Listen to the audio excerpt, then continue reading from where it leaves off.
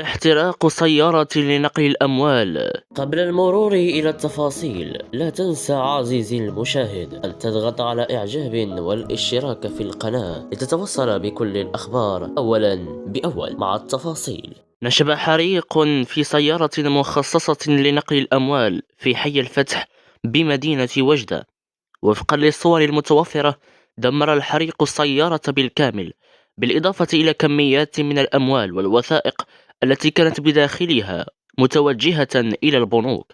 لا يزال سبب الحريق غير واضح حتى الآن، خاصة وأن مدينة وجدة قد شهدت حوادث مشابهة في السابق، وقد تدخلت الشرطة الوقائية المدنية في الموقع للسيطرة على النيران وفتح تحقيق لكشف ملابسات الحادث. برأيكم ما السبب في هذا الحريق؟